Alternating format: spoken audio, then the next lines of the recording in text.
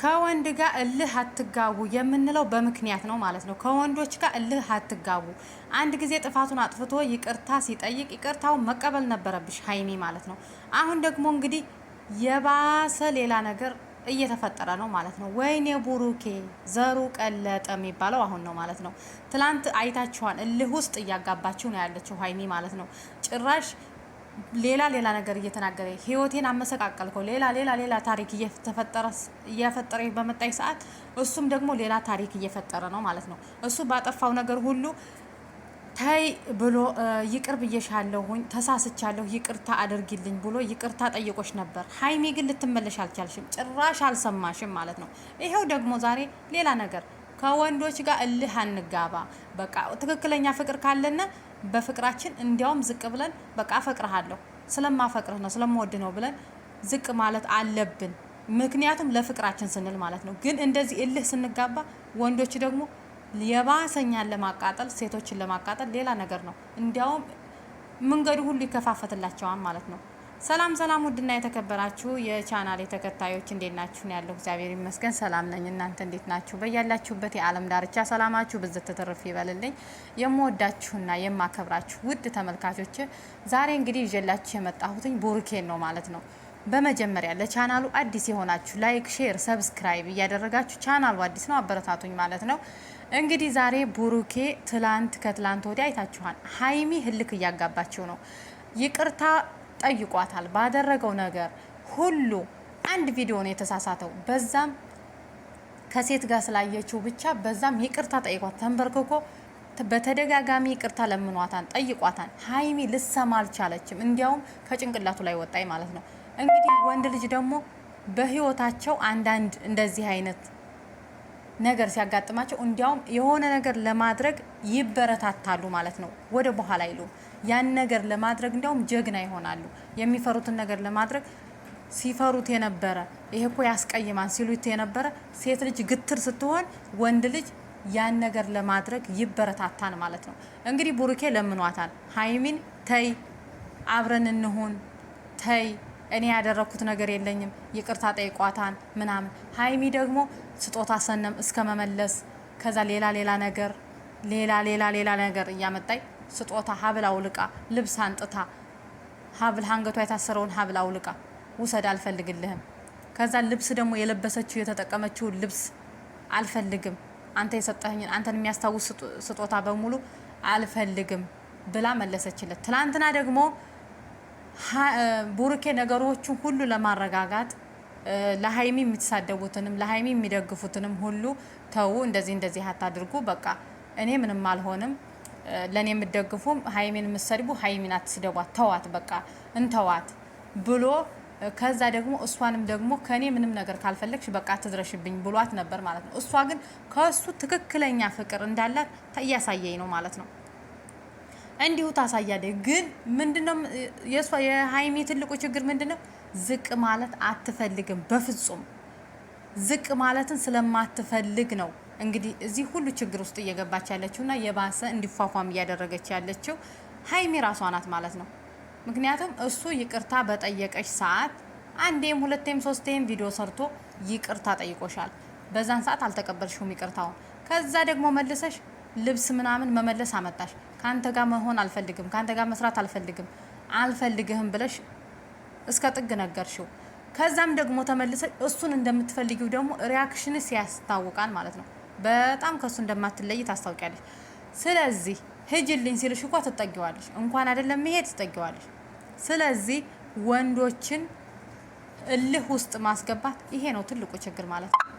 እሱም ደግሞ ህይወቴ በቃ ህይወትሽን ያመሰቃቀልኩትኝ ከህይወትሽ አልደርስብሽም እንዳለሽ ገና ታያለሽ እንዳለሽ ይሄው ዛሬ ሌላ ሴት ይዞ መጣ። ስለዚህ አሁን እንግዲህ የማን ነው ጥፋቱ?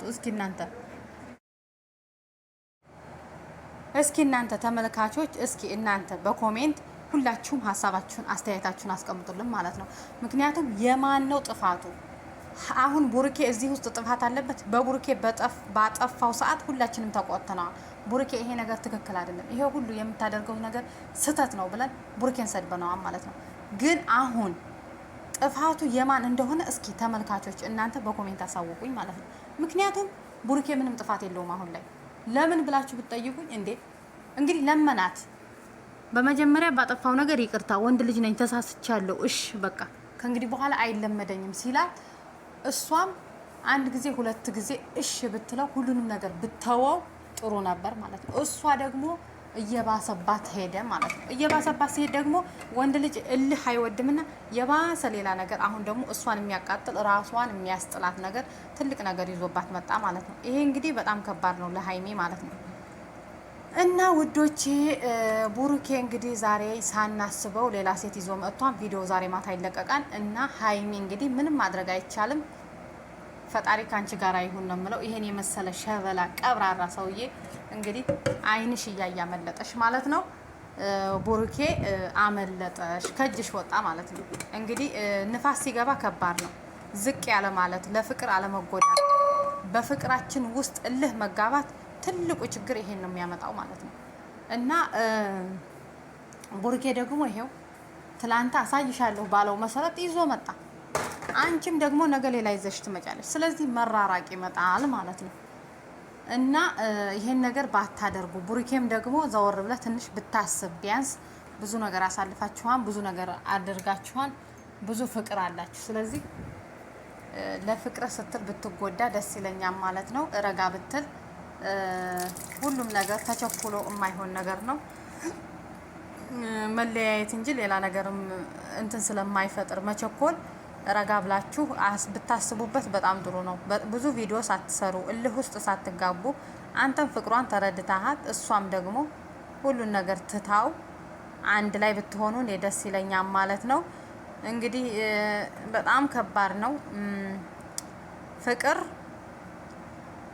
እኔ አላቅም ብቻ በተለይ እናንተ ዩቲዩበሮች አንድ ጊዜ ስታፈቅሩም አንድ ጊዜ ነው፣ ስትለያዩም ደግሞ አንድ ጊዜ ነው። እኔ እኮ ይገርመኛል። እንዴት ነው የምትለያዩ?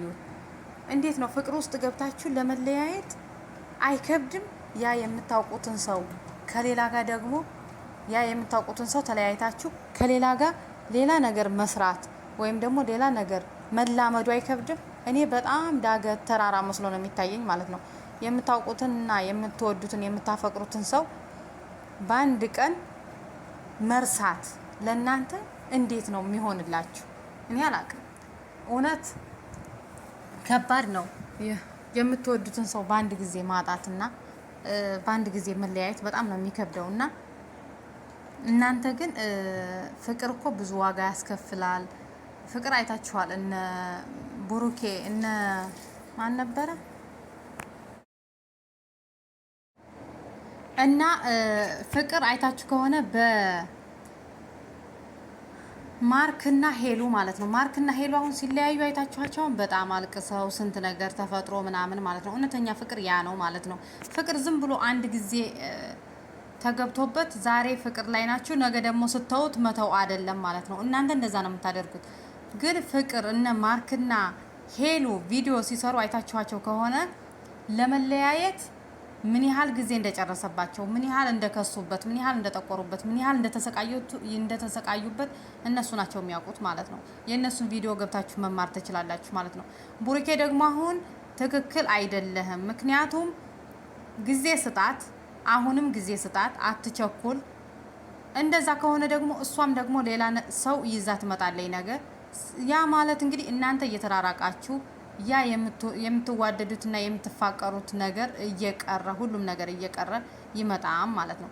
ስለዚህ ፍቅራችሁን ንፋስ አታስገቡበት ማለት ነው። አንተም እሷም ተሳስባችሁ አንድ ላይ ብትሆኑ እኔ ደስ ይለኛል ማለት ነው። እና ሀይሚዬ እንግዲህ ፈጣሪ ትዕግስቱን ይስጥሽ። እኔ ሌላ ምንም ነገር አልልሽም። ግትር አትሁኝ ሀይሚ። ትልቁ ችግሯ በኮሜንት በሰው ኮሜንት እንዴት እንደምትመራ እንዳትጠይቁኝ። ኮሜንት ታያለኝ። ሰው እኮ ኮሜንት አያይም። ማንኛውም ሰው የሆነ ነገር ሲያደርግ ኮሜንት አትይ ማለት ነው። በቃ አንቺ በሰው ኮሜንት ለምን ትመሪያለሽ? ምን ያደርግልሻል? ሲጀመር ቡሩኬን ሰደቡት ብለሽ ኮሜንት ነው የምታዩ። እኔን የምትደግፉ ለምን? ሲጀመር ወደ ሚዲያ አንድ ሰው ወደ ሚዲያ ሲመጣ ኮሜንት አያይም። የሰው ሀሳብ አስተያየትን በራስሽ ሀሳብና በራስሽ አስተያየት መመራት አለብሽ። ጭራሽ በኮሜንት አትመሪ ማለት ነው። ያ ነው አሁን አንቺን ትልቅ ችግር ውስጥና እልህ ውስጥ ያጋባሽ። ራስሽን ዝቅ ያለ ማድረግሽ ብቻ ነው ማለት ነው። ራስሽን ዝቅ አድርገሽ ኮሜንት ሳታይ ለፍቅርሽ ጊዜና ቦታ ብትሰጪው ይህ ሁሉ ችግር አይፈጠርም ነበር ማለት ነው። ግን ሁላችሁም እልህ ውስጥ ተጋብታችሁ ተለያያችሁ ማለት ነው። በጣም ነው የሚያሳዝነው። ቡሩኬም ከሌላ ሴት ጋር መጣ። ነገም ደግሞ ሀይሚ ሌላ ወንድ ይዛ ትመጣለች። እንግዲህ እኛንም ለማየት ያብቃን። ምንም ማድረግ አይቻልም። እኔ ግን ትልቁ ነገር እምልሽ ፈጣሪ ትዕግስቱን ይስጥሽ ብቻ ነው እምልሽ ማለት ነው። ሀይሚ ፈጣሪ ትዕግስቱን ይስጥሽ እልሻለሁ እህቴ።